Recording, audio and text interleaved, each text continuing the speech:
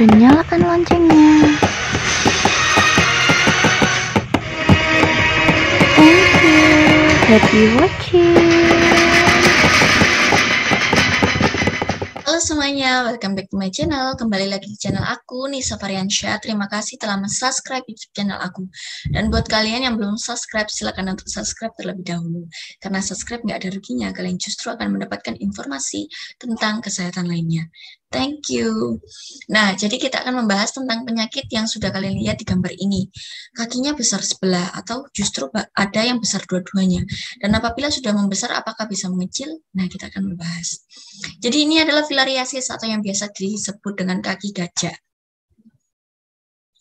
Nah, di mana ini adalah disebabkan oleh cacing, seperti kalian lihat itu ada cacing, dan cacingnya ini melalui nyamuk. Oke, kita akan bahas di next slide. Nah, jadi kaki gajah. Jadi ada yang disebut dengan mikrofilaria. Mikrofilaria adalah istilah untuk anak cacing filaria yang hidup di dalam darah manusia. Nah, untuk screening mikrofilaria ini dia dapat dilakukan pada malam hari dan kita lihat pada ujung jari karena biasanya memang dia hidupnya di malam hari, aktifnya di malam hari, kemudian dia biasanya suka di ujung-ujung jari. Oleh sebab itu kenapa lebih sering kalian bisa melihat kakinya membesar sebelah.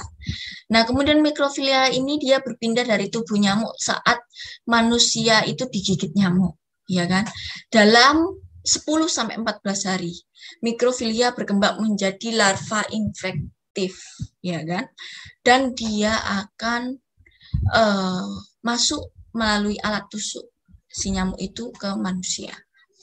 Nah, ini satu kasus kronis dapat menyebabkan 10 kasus aktif dan dapat menyebabkan 100 kasus tertular dan 1000 penduduk beresiko. Jadi, satu kasus saja dapat menyebabkan 1000 penduduk beresiko. Sangat-sangat infektif. Dan gejala filariasis atau penyakit kaki gajah ini ada dua macam, ada gejala akut dan kronis.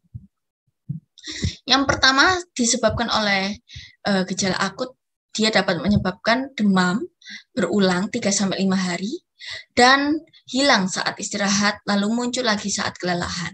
Kemudian perkembangan kelenjar getah bening jadinya bengkak. Kemudian tanpa adanya luka, kemudian pada lipatan atau pada ketiak, paha seperti itu dia terasa panas merah. Kemudian gejala kronisnya mulai ada pembengkakan yang permanen atau elephantiasis pada tungkai, lengan, buah dada, dan buah zakar. Nah, ini adalah yang biasa disebut dengan elephantiasis skrotil, ya kan? Atau skrotum. Jadi memang dia ada pembengkakan dan lebih sering pembengkakannya pada kelenjar getah bening.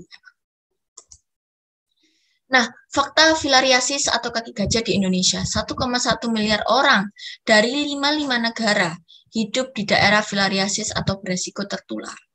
Kemudian 12.000 kasus, 12.677 kasus kronis di Indonesia.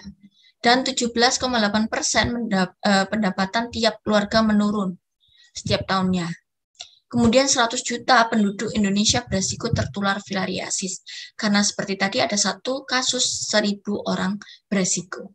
Kemudian dia 39.726.828 penduduk dari 152 penduduk kota atau kabupaten di Indonesia minim pencegahan filariasis. Kemudian pembesaran menetap pada tungkai dengan bisa dengan lengan ataupun dengan anggota tubuh lainnya, kemudian dapat diringankan dengan pemberian rutin pembersihan, kemudian olahraga seperti itu. Skema rantai penularan filariasis Wundererisia Bankrofti, ini nama medisnya lah.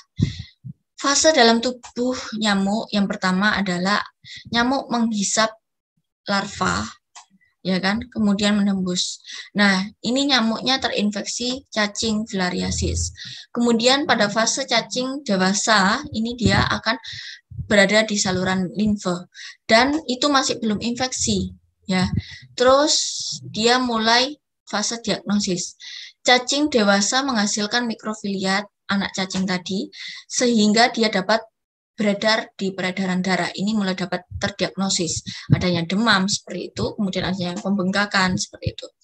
Kemudian nyamuk menghisap darah dan menelan cacing lagi. Kemudian mikrofilia tadi menembus dinding lambung dan pindah ke otot toraks, ya. Kemudian mikrofilia berkembang menjadi larva dan dia larvanya bergerak ke bagian kepala dari suatu nyamuk dan ke proboscis ataupun ke alat hisap nyamuk seperti itu. Kemudian dia dapat menghisap darah manusia lagi, muter-muter lagi seperti ini sehingga dapat menyebabkan resiko penularan itu tinggi karena memang dia gampang sekali menggigit orang seperti itu. Nah, pencegahannya gimana? Pencegahannya menjaga kebersihan lingkungan tempat tinggal, kemudian kenakan pakaian yang tertutup ketika melakukan aktivitas pada daerah endemis atau luar ruangan yang beresiko terpapar gigitan nyamuk, kemudian mengoleskan lotion nyamuk, menggunakan kelambu saat tidur, kemudian menghindari dari resiko digigitnya nyamuk, kemudian bersihkan genangan air atau pot-pot yang berpotensi menjadi sarang nyamuk. Kemudian untuk penanganannya, istirahatkan tungkai dan selalu jaga posisi tungkai lebih tinggi. Kemudian gunakan stocking kompres sesuai dengan anjuran dokter. Bersihkan bagian tungkai yang bengkak dengan air dan sabun setiap hari. Kalau bisa dengan air hangat ya. Kemudian jika mengalami luka, segera bersihkan luka dengan antiseptik. Kemudian gerakkan tungkai melalui olahraga ringan untuk menjaga kelancaran aliran getah bening di seluruh tubuh. Jadi sebenarnya memang seperti itu pencegahan dan penanganannya, tapi memang kita harus mencegah daripada digigit nyamuk seperti itu.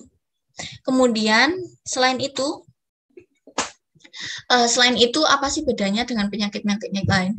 Jadi kalau DBD itu kan dia karena virus dengue, kalau misalnya si malaria itu karena dia parasit Plasmodium. Nah, ini dia adalah karena cacing, mikrofili.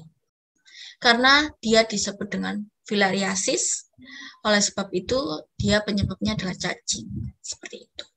Jadi memang cara pencegahannya adalah ya ini kita harus menghindari dari gigitan nyamuk tersebut. Kemudian penanganannya jangan lupa untuk aku ke dokter. Dan apabila ada satu orang yang terkena, segera jangan sampai kakinya seperti itu parah menjadi besar-besar seperti itu segera. Dan kita akan melakukan misalnya fogging seperti itu. Kemudian pencegahan, pemberian ABT, pemberantasan jentik-jentik nyamuk. Karena tadi satu orang terkena itu beresiko pada 1.000 penduduk. Nah, ini kan sangat berbahaya. Jadi dia lebih rawan untuk menular seperti itu ya. Oke, kita tiba pada slide akhir. Terima kasih telah mensubscribe YouTube channel aku. Dan buat kalian yang belum subscribe, silakan subscribe. Karena subscribe nggak ada ruginya, kalian justru akan mendapatkan informasi tentang kesehatan lainnya. Dan sekali lagi, apabila kalian sudah mengalami penyakit seperti itu, jangan ragu untuk dibawa ke dokter. Terima kasih, semoga membantu dan semoga kalian sehat selalu. Dadah, see you on the next content. Jangan lupa untuk like dan juga share. Thank you.